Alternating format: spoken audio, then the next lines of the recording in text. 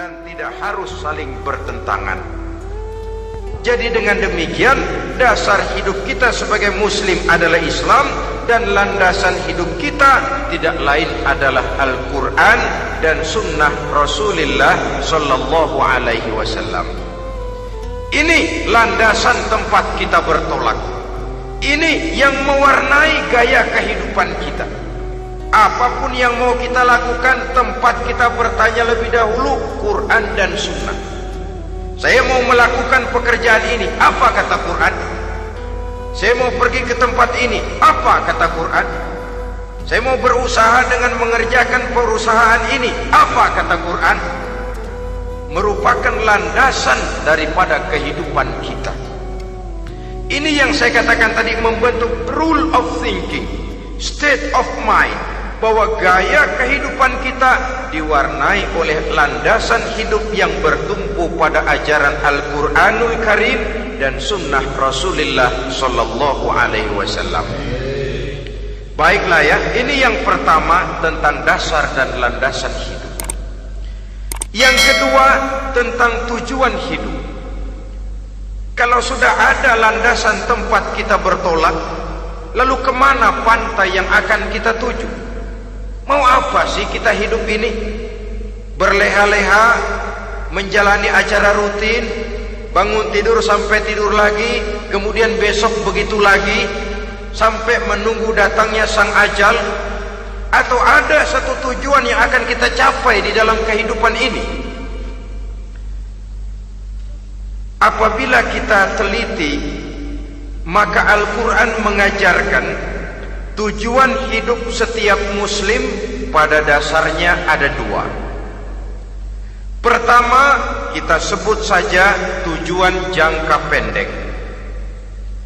Tujuan jangka pendek itu sasarannya dunia sekarang ini. Bentuknya horizontal,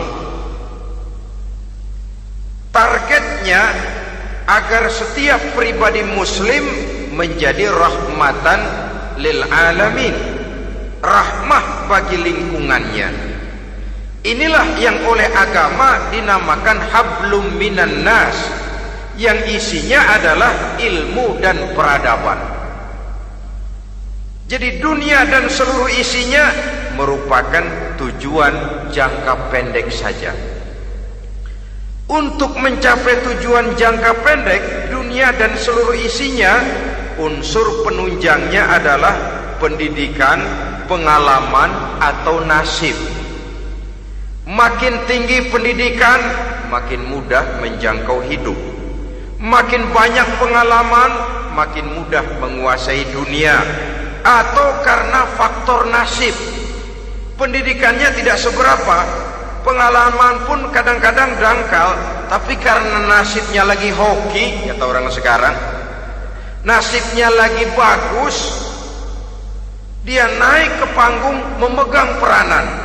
Faktor yang namanya nasib ini ada, tapi tidak bisa dijadikan sandaran. Untuk menjangkau dunia dan seluruh isinya, unsur penunjangnya pertama pendidikan, yang kedua pengalaman, yang ketiga faktor nasib. Oleh karena itu, apabila kita ingin mudah mencapai dunia, yang pertama harus kita laksanakan bagaimana menempuh satu pendidikan. Di zaman sekarang orang terangsang untuk hidup dalam pola yang oleh orang-orang priangan disebut hardolin. Saudara tahu hardolin? Itu potongan dari dahar modal ulin. Filsafat hidup yang pakaian mau bagus, makan mau enak, kerja nggak mau. Akhirnya jadilah dia penghayal kelas berat, tukang-tukang lamun kelas tinggi. Tiap hari kegiatannya ya cuma tidak terlepas dari tiga kriteria itu, hardolin. Pokoknya kalau sudah dahar modal ulin, besok ya begitu lagi, pola dari dimana orang pakaian mau bagus, makan mau senang, duit mau punya, kerja tidak mau. Kadang-kadang mau kerja tapi tidak tahu apa yang harus dikerjakan, ditambah oleh sempitnya lapangan pekerjaan. Tidak tahu apa yang harus dikerjakan, dilatar belakangi oleh tidak adanya pendidikan yang dia terima, sehingga mau kerja apa lalu bingung. Oleh karena itu, terutama buat adik-adik remaja, para pemuda, saya berpesan untuk menjangkau dunia, yang pertama harus kita jalani bagaimana membina diri, mendidik. Taruh kata drop out, putus sekolah, tapi drop out bukan halangan bagi tumbuhnya cita-cita yang mulia. Bahkan ada orang bilang many a great man starts as a newspaper boy. Banyak orang-orang besar yang memulai pekerjaannya dagang koran. Putus sekolah bukan merupakan halangan bagi tumbuhnya cita-cita yang mulia. Dan tidak sedikit orang-orang besar yang tidak keluaran perguruan tinggi. Tidak sedikit orang-orang besar yang tidak merupakan produk dari perguruan tinggi tertentu, tapi kerajinannya belajar, banyak membaca, banyak bergaul, autodidak. Syukur kalau masih bisa menempuh pendidikan yang formal. Kekurangan ekonomi, kemiskinan keluarga jangan menjadi penghalang bagi tumbuhnya cita-cita yang tinggi untuk menempuh karier pendidikan yang baik. Ini memang pahit, tapi bagaimanapun kata orang, lebih baik makan singkong beneran daripada makan roti ngimpi. Artinya jikalau memang perlu, lebih baik sekolah sambil dagang koran, nyemir sepatu, parkir mobil, daripada hardolin itu tadi. Tanpa prospek hari depan yang ada artinya.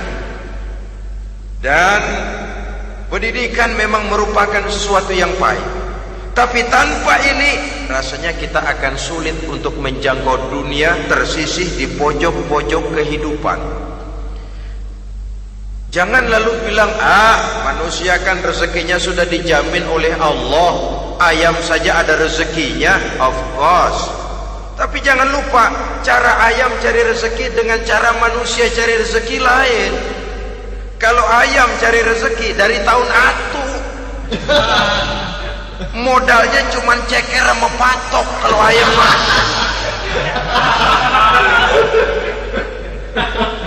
asal bisa nyeker, bisa matok, ayam dapat rezeki.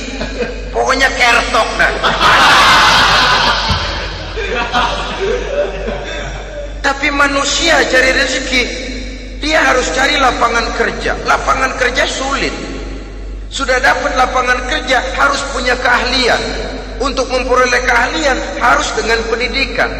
Berhadapan lagi dengan saingan-saingan, karena pasaran tenaga kerja tiap tahun puluhan kalau tidak ratusan ribu pasaran tenaga kerja yang masuk lapangan kerja.